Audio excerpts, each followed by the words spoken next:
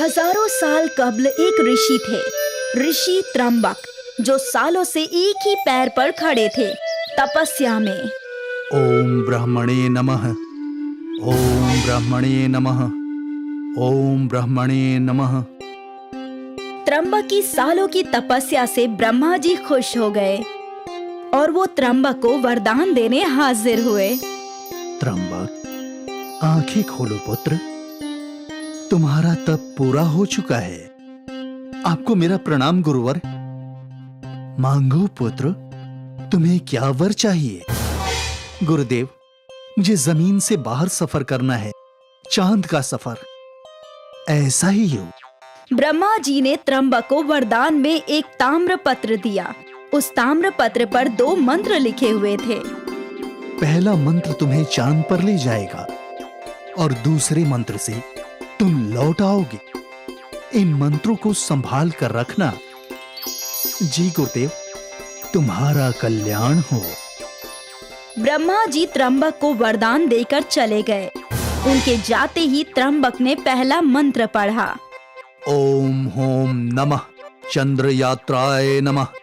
त्रंबक के मंत्र पढ़ते ही वो हवा में उड़ने लगा और तेजी से आसमान की जानिब बढ़ने लगा।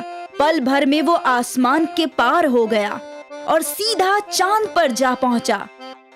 ओम ब्रह्मणे नमः। ब्रह्मा जी का नाम लेकर उसने चांद पर कदम रखा। वो बेइंतहा खुश था। उसकी सालों की तपस्या का उसे फल मिल चुका था। चांद की सफेद मिट्टी छूकर वो खुश हो गया। गुरुदेव, आपकी बनाई चीजें अजीम हैं। चांद जमीन से कितना अलग है, खूबसूरत, सफेद और मुनफरिद। त्रंबक चांद की खूबसूरती का दीदार करते हुए चल रहा था। चलते चलते उसने पूरा चांद घूम लिया। उसकी ख्वाहिश मुकम्मल हो गई। गुरुदेव, आपने मेरी ख्वाहिश मुकम्मल कर दी। शुक्रिया। अब मुझे वापस जमीन पर लौट जाना चाहिए। त्रंबक ने ताम्र पत्र का दूसरा मंत्र पढ़ना शुरू किया। ओम होम नमः पुनर्गमन यात्राय नमः। बोलते ही त्रंबक तेजी से चांद से इंसानी दुनिया की जानिब उड़ने लगा। उसकी ये वापसी एक बुरे तांत्रिक वर्तक ने देख ली। त्रंबक सीधा अपनी गुफा में हाजिर हुआ। त्रंबक लौटकर बेहद खुश था। उसने वो ताम्र पत्र को पूरी हिफाजत से गुफा के अंदर गड्ढा खोद कर छुपा दिया और कब्ल की तरह आम जिंदगी बसर करने लगा। कुछ रोज बाद तांत्रिक वर्तक त्रंबक को तलाशते हुए उस गुफा में हाजिर हुआ। मुझे इल्म है, तो ही है वो जिसने ब्रह्मा को प्रसन्न करके मंत्र हासिल किया है, चांद पर जाने का मंत्र। अगर अपनी जिंदगी चाहता है तो मुझे वो ताम्र पत्र दे दे। नहीं दूंगा, चाहे तू मेरी जान ही क्यों ना ले ले। वो तो मैं ले ही लूंगा।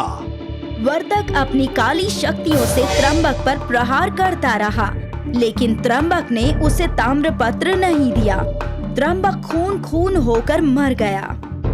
मुझे वो मंत्र चाहिए, किसी भी हालत में चाहिए। वर्तक ने सारी ताकत आजमा ली, लेकिन उसे वो ताम्र पत्र हासिल नहीं हुआ। कई वर्ष तक वो ताम्र पत्र तलाशता रहा, लेकिन वर्तक को कुछ हासिल न हुआ। आज हजारों साल बाद एक चरवाहा विष्णु जंगल में अपनी भेड़ बकरियां चरा रहा था। ये जंगल मुझे हमेशा जाना पहचाना क्यों लगता है? कभी लगता है कि ये बदल गया है? ये ऐसा नजारा मुझे क्यों नजर आता है? विष्णु को हमेशा ऐसा लगता था कि इस जंगल से उसका कोई वास्ता है। एक रोज विष्णु भटकते भटकते उसी गुफा की जानिब आ गया। गुफा को देखकर उसे पुरानी बातें याद आने लगी। मैं तो इस जगह पर पहली मर्तबा आया हूँ, तो ऐसा क्यों लग रहा है कि मैं सालों से इस जगह से वाकिफ हूँ। विष्णु को ये एहसास हो रहा था मानो वो गुफा उसे अंदर बुला रही हो। ये क्या है? ऐसा क्यों लग रहा है कि मुझे कोई अंदर बुला रहा है? कहीं ये कोई भूत प्रेत तो नहीं? विष्णु ने कुछ देर गौर फरमाया, लेकिन आखिर वो गुफा के अंदर चला ही गया। गुफा के अंदर जाते ही खुद ब खुद मशालें जल गईं। गुफा की दीवारों पर बनी तस्वीरें उसे नजर आने लगी और इन तस्वीरों से उसे अपना पिछला जन्म याद आने लगा। विष्णु को अपनी एक पैर पर खड़ा रहकर की हुई तपस्या याद आई। भगवान ब्रह्मा के साक्षात दर्शन याद आया और वो ताम्र पत्र भी जिससे वो चांद के सफर पर गया था। विष्णु को सब कुछ याद आ गया था। मैंने उस जन्म में वो ताम्रपत्र इस गुफा में छुपा दिया था। विष्णु उसी जगह खोदने लगा और कुछ देर खोदने के बाद उसे वो ताम्रपत्र हासिल हो गया, जो देखकर विष्णु की शक्ल पर मुस्कान आ गई। विष्णु ने ताम्रपत्र अपने माथे पर लगाया। वर्तक, तू अभी तक जिंदा है? ऋषि त्र्यंबक, अगर तुम्हारा पुनर्जन्म मुमकिन है तो मेरा भी तो मुमकिन है। उस जन्म में तो तुमने मुझे ये ताम्रपत्र नहीं दिया, लेकिन इस जन्म में मैं इस ताम्रपत्र को हासिल करके ही रहूंगा। इससे कब्ल की तांत्रिक वर्तक अपनी काली ताकतों का इस्तेमाल करता। विष्णु ने वो चांद के सफर का मंत्र दिल ही दिल में पढ़ना शुरू किया। ओम होम नमः चंद्र यात्राय नमः। विष्णु के मंत्र पढ़ते ही वो बिजली की रफ्तार से उड़ गया। वो गुफा को छेद कर आसमान की ओर बढ़ने लगा और आसमान को चीरता हुआ चांद पर जा पहुंचा। ओम ब्रह्मणे नमः। सब कुछ कब्ल की मानिंद ही हुआ। विष्णु ने चांद पर कदम रखा और चांद की सफेद मिट्टी को छुआ। विष्णु आज भी उतना ही मुतमईन और खुश था। ये उसका दूसरा चांद का सफर था। गुरुदेव, मुनफरिद रचना है आपकी। चांद की खूबसूरती ने मुझे अपनी जानिब खींचा था, इसीलिए मैंने सालों तक तपस्या करके ये मंत्र वरदान में हासिल किया था। लेकिन शायद इस ताम्रपत्र को जमीन पर रखना खतरनाक है। मुझे ये ताम्रपत्र कायनात में ही छोड़ देना चाहिए। चांद की जमीन पर खड़ा होकर विष्णु ने ब्रह्मदेव का नाम लिया और वो ताम्रपत्र अपने हाथों से छोड़ दिया। ताम्रपत्र अंधेरे में गायब हो गया। ओम ब्रह्मणे नमः। एक मर्तबा फिर विष्णु ने चंद्र यात्रा की और जब उसका मन भर गया, ओम होम नमः पुनर्गमन यात्राय नमः। विष्णु के मंत्र पढ़ते ही वो बिजली की रफ्तार से जमीन की जानिब उड़ने लगा। पिछली मर्तबा की तरह इस मर्तबा भी जंगल में वो हाजिर हुआ। तांत्रिक भृगु विष्णु की तलाश में जंगलों में भटक रहा था। तू लौट आया? ला, वो ताम्रपत्र मुझे दे दे। हंस क्यों रहा है? वो ताम्रपत्र मुझे दे दे। इस जन्म में तो क्या, तुम्हें किसी जन्म में वो ताम्रपत्र हासिल नहीं होगा, क्योंकि मैंने उस ताम्रपत्र को कायनात के लामहदूद अंधेरे में फेंक दिया है। नहीं! ये सुनकर तांत्रिक भृगु बहुत गुस्सा हुआ और उसने अपनी सियाह ताकतों से विष्णु को राख में तब्दील कर दिया। विष्णु के मरते ही उसकी रूह आजाद हो गई। चांद का सफर करने का लुत्फ सिर्फ मेरी किस्मत में थी। तू कभी चांद तक नहीं पहुंच पाएगा, कभी नहीं। विष्णु की रूह खुशी खुशी आजाद हो गई और तांत्रिक भृगु गुस्से से आग बबूला हो गया। उसका गुस्सा इतना बढ़ गया कि उसने खुद की जान ले ली। तांत्रिक भृगु कभी चांद तक नहीं पहुंच पाया। नेकी ने बुराई को मात दे ही दिया। भागलपुर गांव में रंजीत रहता था। गांव में सूखा पड़ने की वजह से वो पूरी तरह से जमींदारों के कर्ज में डूब चुका था। पूरे गांव से रंजीत कर्जदार हो गया था। अनपढ़ और नाकामयाब होने की वजह से रंजीत शहर जाकर गांव वालों से छुपकर भीख मांगकर अपना गुजारा करता था।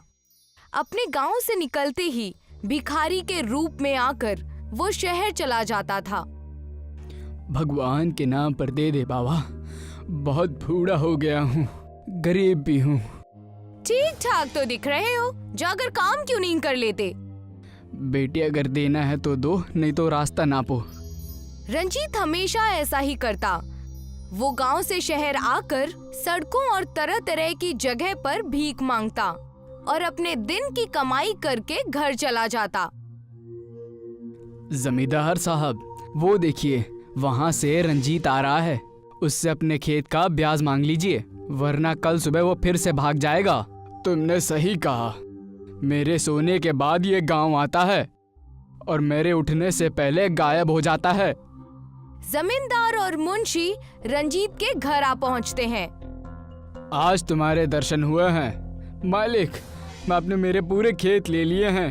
अब ये छोटी सी कुटिया बची है। आप इसे भी हथियाना चाहते हैं? तुम ब्याज नहीं भरोगे तो हम ये सब ले लेंगे, इस घर को भी। ये लीजिए आपके ब्याज के पैसे, और अगले महीने मैं पूरे पैसे देकर अपने खेत छुड़वा लूंगा। रंजीत के हाथ में पैसे देखकर दोनों हैरान रह गए। जमींदार ने पैसे लिए और घर की चौखट से नाराज होकर चला गया। इसके पास इतने पैसे आए कहाँ से? और इसके हाव भाव से तो पता चल रहा है कि ये कोई गांव का बड़ा साहब हो। और बातें तो ऐसी कर रहा था कि वो सारे जमीनें खरीद लेगा। और ऐसा ही सिलसिला चलता रहा। रंजीत हमेशा गांव से सुबह शहर के लिए रूप बदलकर निकल जाता और शहर जाकर फिर से भिखारी बनकर भीख मांगकर पैसे जमा करता। एक दिन जमींदार अपनी बीवी मंगला को शहर में समंदर दिखाने के लिए लेकर गया हुआ था। वहां जाकर जमींदार ने देखा कि रंजीत भीख मांग रहा था। तुम मुझे 1 दोगे? मालिक तुम्हें 10,000 देगा। अच्छा, तो ये है तुम्हारा नया खेल। गांव में बड़े ठाट बाट से घूमते हो और यहाँ आकर भीख मांगते हो। कृपा करें मालिक, कृपा करें, ऐसा मत करिए मालिक। मैं बस ये अपना घर चलाने के लिए करता हूँ। मैंने आपके पूरे पैसे इकट्ठे कर लिए हैं और मैं जल्द से जल्द आपके पास आने ही वाला था। तुम बस गांव चलो और वहाँ चलकर देखना, तुम्हारा रहना हराम हो जाएगा। जमींदार और मुंशी ने मिलकर पूरे गांव वालों को ये बात बता दी। रंजीत जहाँ कहीं भी जाता, लोग उसे भिखारी कहकर शर्मिंदा करते। अरे वो देखो, गांव का सबसे बड़ा भिखारी गांव में आ रहे हैं। हाँ हाँ, जल्दी से जेब से चिल्लर निकालो, इन्हें भीख भी तो देनी है हमें। पूरे गांव से रंजीत अपने भिखारी होने के ताने सुन सुनकर थक हार कर परेशान होकर भागलपुर गांव छोड़कर चला जाता है। उस जमींदार ने मेरी जमीन ले ली, मेरा घर ले लिया, मेरा सब कुछ ले लिया। भगवान ने अनाथ भेजा था। आज इस उम्र में भी मैं अकेला ही हूँ। इस जिंदगी में रोने से अच्छा है तो मैं मर ही जाता हूँ। रंजीत ऊंचे पहाड़ पर चढ़कर गहरी सोच में पड़ा ही था। वहाँ पर एक तपस्वी साधु तपस्या में लीन थे और उनकी आँख खुल गई। उन्होंने देखा कि रंजीत उस पहाड़ की चोटी पर खड़ा है। तुम बहुत परेशान लग रहे हो बालक, क्या समस्या है? और यहाँ इस चोटी पर सालों से कोई नहीं आया, तुम यहाँ क्यों आए हो? मैं क्या बताऊं, मेरी जिंदगी इस पहाड़ से, इस खाई से भी ज्यादा गहरी और बेकार है। रंजीत अपनी सारी बातें उस तपस्वी साधु को बताता है। मेरी तपस्या भंग करने का मैं तुम्हें दंड भी दे सकता हूँ, लेकिन तुम्हारी समस्या बहुत जटिल है, तो मेरे पास एक तुम्हारे लिए बेहतरीन उपाय है। तपस्वी साधु ने अपनी कमंडल से जल निकालकर रंजीत के ऊपर छिड़क दिया। रंजीत ने जैसे ही आंखें बंद की, रंजीत के ऊपर एक बड़ी सी रोशनी आ गई और रंजीत अपनी भिखारी के वेश में आ गया। ये आप क्या कर रहे हैं और मैं इस भेष में कैसे आ गया? मैंने तुम्हें आशीर्वाद दिया है, तुम जब भी इस भेष में कुछ भी भिक्षा लोगे, वो भिक्षा 4 गुना ज्यादा हो जाएगी, लेकिन सिर्फ इस भेष में रहने पर ही। और इसकी शुरुआत मैं करता हूँ। आप क्या करने वाले हैं गुरुजी? मैं ये तुम्हें सोने के सिक्के भिक्षा में दे रहा हूँ। बहुत कम ऐसे होते हैं जिन्हें साधु भिक्षा देते हैं। मैं तुम्हें आशीर्वाद के तौर पे दे रहा हूँ। मैं इसे एक सपना समझूं या क्या समझूं? ये मेरे साथ मालिक ने कैसा खेल खेला है, मुझे कुछ समझ में नहीं आ रहा। जैसे ही तपस्वी साधु ने एक सोने का सिक्का दिया, रंजीत के भिखारी के वेश में होने की वजह से वो सिक्का 4 गुना ज्यादा हो गया। रंजीत की आंखें उन सिक्कों को देखकर हैरान रह गईं। रंजीत ने उन सिक्कों को शहर जाकर एक जोहरी की दुकान पर बेच दिया और सारे पैसे लेकर गांव के पास वाली जमीन में एक बड़ा सा घर बनवाया। ठेकेदार साहब, मेरा ये घर बहुत बड़ा बनवाना। मेरे भागलपुर गांव वालों को यहाँ दावत देनी है। जो आदमी सड़कों पर भीख मांगता था, आज वो इस तरह का कैसा हो गया। समय का खेल है, बस तुम मेरा घर अच्छे से बना दो, बाकी काम मुझ पर छोड़ दो। बड़ा सा घर बनाकर रंजीत भागलपुर गांव वालों से अपनी बेइज्जती का बदला लेना चाहता था। रंजीत को जो भी शहर में भीख देता, तपस्वी साधु की दुआ से वो 4 गुना ज्यादा हो जाती। देखते ही देखते रंजीत भिखारी से अमीर बन गया। लेकिन रंजीत का सारा बर्ताव भिखारी जैसा ही था। उसने अपने बड़े से घर में एक बड़ी सी दावत रखी और उसने जमींदार, मुंशी और सारे गांव वालों को बुलाया। उसने अपना नाम छिपाकर सारे गांव वालों को दावत दी। सुनो सुनो सुनो, भागलपुर गांव के पास जो बड़ा सा महल बना है, वहां के मालिक ने भागलपुर दावत पर बुलाया है। सुनो सुनो सुनो। जमींदार साहब, मैंने अंदर जाकर उस महल को देखा। वो बहुत बड़ा महल है, हमें चलना चाहिए। वहां जाकर हमें भी फायदा हो सकता है। अच्छा, तब तो हमें जरूर चलना चाहिए। सारे गांव वाले दावत के नाम पर बेहद खुश हो जाते हैं और दावत पर चले जाते हैं। उस दावत में रंजीत अपने भिखारी के वेश में ही होता है। उसे वहां देखकर जमींदार और मुंशी कहते हैं, तुम यहाँ भी आ गए। गांव बसा नहीं, भिखारी पहले ही आ गए। आने दो मालिक, आने दो, यहाँ पर अच्छी भीख मिल जाएगी ना। जमींदार और मुंशी की बात सुनकर वहाँ पर ठेकेदार आ जाता है और वो कहने लगता है, जिसे आप भिखारी समझ रहे हैं, ये बड़ा सा महल उन्हीं का ही है। ये क्या बकवास है? ठेकेदार, तुम होश में तो हो? मैं सच कह रहा हूँ, ये महल मैंने ही बनाया है और ये महल रंजीत जी का ही है। लेकिन ऐसे कैसे? ये तो शहर में भीख मांगा करता था और आज इतने बड़े महल का मालिक रंजीत कैसे हो गया? तब वहाँ रंजीत कहता है, मैं तो बस अपने हालातों के वजह से भीख मांगा करता था, लेकिन आप सब अपने कर्मों से मांग रहे हैं। सब कुछ होते हुए भी तुम्हारे पास कुछ नहीं है। मेरे पास कुछ ना होकर भी सब कुछ है। रंजीत की बात सुनकर दोनों मायूस हो जाते हैं और सारे गांव वाले शर्मिंदा हो गए और रंजीत से मुआफी मांगने लगे। लेकिन उसके बाद भी रंजीत शहर जाकर भीख मांगकर अपनी जिंदगी जीता था। खड़गपुर नाम के एक गांव में एक अनाथ आश्रम था। उस अनाथ आश्रम में प्रदीप अपने 4 अनाथ बच्चों के साथ रहता था। प्रदीप बचपन से ही अनाथ आश्रम में रहने की वजह से अकेला था। उसका खानदान बस ये 4 बच्चे ही थे। चारों बच्चे तरह तरह के थे। कोई बहुत चालाक था तो कोई बेहद बेवकूफ, तो कोई आलसी था तो कोई बहुत मेहनती। सब मिलकर आश्रम में रहते थे और अपना अपना जीवन व्यतीत करते थे। आश्रम दान और लोगों की दया की वजह से चल रहा था। प्रदीप बच्चों की सेवा के कारण कोई दूसरा काम नहीं कर पाता। एक दिन एक 4 साल का बच्चा प्रदीप को रास्ते पर भीख मांगता हुआ नजर आया। प्रदीप उस बच्चे को आश्रम ले आया। 4 साल के सिद्धार्थ को आश्रम के जब दूसरे बच्चे अमन, परम, प्रेरणा और अनामिका ने देखा तो वो लोग बेहद खुश हो गए। उन बच्चों में सबसे बड़ी थी अनामिका, जो बेहद समझदार थी। प्रदीप काका, अब हमें एक और बच्चे सिद्धार्थ की तालीम और उसकी परवरिश के बारे में सोचना होगा। लगता है मुझे कुछ काम करना होगा। क्योंकि लोगों का अब दान धर्म से भरोसा उठ चुका है। हमें ही कुछ न कुछ करना होगा। अनामिका बेटी, मैं सोच रहा हूँ कि मैं कुछ दिनों के लिए शहर चला जाऊँ। अगर आप चले जाएंगे तो आश्रम को संभालेगा कौन? अनामिका के इतना कहते ही परम और प्रेरणा झगड़ते हुए आ गए।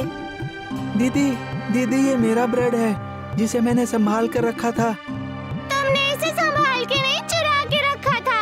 ये मेरा है, कल रात इसे मैंने बचा कर रखा था। चुप हो जाओ तुम लोग। रोज रोज झगड़ा करना अच्छी बात नहीं है, और अगर ऐसे ही झगड़ते रहोगे तो तुम दोनों को आज रात का खाना नहीं मिलेगा। लेकिन दीदी, परम ने मेरा ब्रेड ले लिया। मैं तुम्हें दूसरा पूरा नया खरीद कर ला कर दूंगी। अब चुप हो जाओ। मगर दीदी, आप मुझे नहीं देंगे? सारी बातें खत्म हो ही रही थी कि वहाँ पर सिद्धार्थ आ गया, और सिद्धार्थ को देखते ही, ये लो छोटे उस्ताद, ये मैंने तुम्हारे लिए बचा कर रखा है। शुक्रिया भैया। प्रदीप ने सारे बच्चों को शांत किया और उन्हें दावत खाने के लिए कहा। तभी वहाँ अमन आ गया। प्रदीप अंकल, 2 दिन बाद क्रिसमस है ना? सांता क्लॉज हमें क्या गिफ्ट देंगे? सांता क्लॉज उन्हीं बच्चों को गिफ्ट देते हैं जो बच्चे गंदे काम नहीं करते, जो बच्चे शरारत नहीं करते, जो बच्चे अपनी तालीम और अपना होमवर्क सही समय पर करते हैं, उन्हें गिफ्ट मिलता है। और तुम सब मस्तीखोर है, तुम्हें कोई गिफ्ट नहीं मिलेगा। मगर मैं पिछले कुछ दिनों से कोई मस्ती और गलत काम नहीं कर रहा हूँ। मैं दिल लगाकर पढ़ाई करता हूँ। मुझे सांता जरूर गिफ्ट देंगे। अरे ये सब बस कहानी होती है, असलियत में ये सब कुछ नहीं होता। दावत खत्म करते ही अनामिका ने प्रदीप से घर के राशन के बारे में बोला। प्रदीप अंकल, हमारे पास सिर्फ कल तक का ही राशन बचा हुआ है। कई दिनों से लोगों ने कोई मदद नहीं की है, और परसों क्रिसमस भी है। सारे बच्चे इंतजार कर रहे हैं। थोड़े राशन और केक मंगवा दीजिए ना प्लीज। अरे हाँ, तुम इसकी फिक्र मत करो, मैं इसकी कोई तरकीब निकालता हूँ। प्रदीप घर से निकल जाता है। राशन और बच्चों की खुशी के लिए वो राशन उधारी लेने की सोचता है। एक चोर पर्स लेकर भाग रहा होता है। तभी अचानक वो प्रदीप से टकरा जाता है और उसका सामान वहीं गिर जाता है। तभी चोर के पीछे भाग रहे लोग प्रदीप के पास सामान देखकर प्रदीप को ही चोर समझने लगते हैं। प्रदीप को चोर समझकर लोगों ने प्रदीप को पुलिस के हवाले कर दिया। नहीं, मुझे छोड़ दो, मैं बेकसूर हूँ। मेरे परिवार वाले घर पर मेरा इंतजार कर रहे हैं, मुझे जाने दो। प्रदीप को पुलिस स्टेशन ले जाकर बंद करवा दिया। दूसरी तरफ बच्चे प्रदीप का इंतजार कर रहे थे। प्रदीप के देर रात तक घर न लौटने के कारण सिद्धार्थ रोने लगता है। पापा को बुला दो, मुझे उनसे मिलना है। पापा आपके लिए केक लाने गए हैं ना, वो आते ही होंगे। अनामिका ने सिद्धार्थ को जैसे तैसे दावत खिलाकर सुला दिया और परम को आश्रम में सिद्धार्थ का ख्याल रखने को कहा, और खुद अमन और प्रेरणा के साथ प्रदीप को ढूंढने के लिए निकल गई। दीदी, आपको क्या लगता है इतनी देर तक प्रदीप अंकल कहाँ होंगे? कहीं कुछ गड़बड़ तो नहीं हो गई? मुझे लगता है इसी मार्केट में होंगे। राशन लेने के लिए घर से यहीं निकले थे प्रदीप अंकल। परम और सिद्धार्थ सांता क्लॉज का इंतजार करने लगे थे क्योंकि क्रिसमस जो आ गया था। हे सांता, प्लीज आ जाइए। मेरी फैमिली मुझे फिर से वापस मिल जाए। पापा और मेरी पूरी फैमिली घर आ जाए। सिद्धार्थ की दुआ सुनकर सांता क्लॉज वहाँ आ जाते हैं। आप असली के सांता हो? मुझे तो यकीन ही नहीं हो रहा है। मैं कहीं ख्वाब तो नहीं देख रहा हूँ। ओह, मैं असली सांता हूँ। तुम्हारा परिवार बस आता ही होगा, उन्हें मैं दावत देने आया हूँ। अनामिका, अमन और प्रेरणा ने तय किया कि वो लोग पुलिस स्टेशन जाकर प्रदीप के लापता होने की कंप्लेन दर्ज कराएंगे। वहाँ जाकर अनामिका और बच्चों ने देखा कि प्रदीप वहीं जेल में बंद है। प्रदीप अंकल, आप यहाँ? क्या तुम इस चोर को जानती हो? ये चोर नहीं है, ये हमारे अंकल हैं। हम सब एक ही आश्रम में रहते हैं। इसका मतलब कि तुम सच कह रहे थे। हमें माफ कर देना, अब तुम जा सकते हो। बच्चे और आश्रम की बात सुनकर पुलिस ने प्रदीप को छोड़ दिया। सारे निराश होकर घर आ गए। और वहाँ आकर देखा तो सारे लोग हैरान रह गए। कमरा लाइट और गुब्बारों से सजा हुआ था। सिद्धार्थ और परम ने नए कपड़े पहने हुए थे। आप लोगों ने आने में थोड़ी देर कर दी। ये लीजिए, ये रही आपकी दावत और कुछ सामान, पूरे साल भर का राशन और सभी बच्चों के लिए तोहफे भी। हमें तो यकीन ही नहीं हो रहा है। शुक्रिया सांता। अब मैं कभी मस्ती नहीं करूंगा। ईमानदार बच्चा बनकर अगले साल आपका इंतजार करूंगा। वाह, इतने सारे! शुक्रिया सांता क्लॉज। चलो बच्चों, अब दूसरे बच्चे मेरा इंतजार कर रहे हैं। मुझे उनके पास जाना है। सांता अपने हिरन की गाड़ी में चले गए। पूरे खानदान ने जमकर दावत की और बच्चे आश्रम में खुशी खुशी रहने लगे।